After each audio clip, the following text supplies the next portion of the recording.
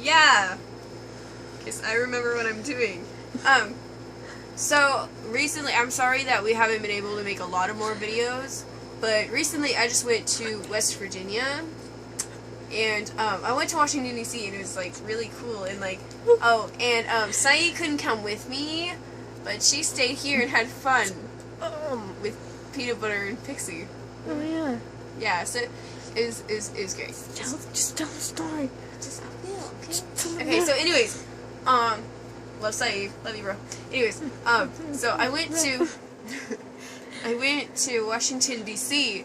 with, like, me, my uncle, my grandfather, our friend, and my 2 oldest cousins that were with me, and, well, we got there, and we were, like, driving around, we were looking for somewhere to park, and so, we, like, all of a sudden, like, saw this parking, and we were like, oh my gosh, we should go there, like, we just, like, zoomed over, and then all of a sudden the security guard, like, has us stop, and, like, comes to the window, and makes my grandfather roll it down, so he's like, yes, and then the security guard's like, you got any weapons? And my grandpa's like, yeah, and the security guard's like, what, you got any weapons? And my grandfather's like, yes, sir. And he like, literally, the security guard, like, went over and he was like, shut it down! Like, you know, he's, like, totally freaking out, like, and so, Homeland Security came, and Secret Services came, and they were like, get out of your cars, and so we had to all line up, and so then, like, they searched the whole car, and they got into the trunk, and they found the 2 guns, and they were all freaking out and everything, and it was pretty bad, and, like, and then the security guard, like, Homeland Security comes over to us, and he has, like, his thumbs in his, like, little belt, I don't know. His vest. His vest, yeah, his bulletproof vest, and he's like, well, guns are illegal in Washington, D.C., and we were like,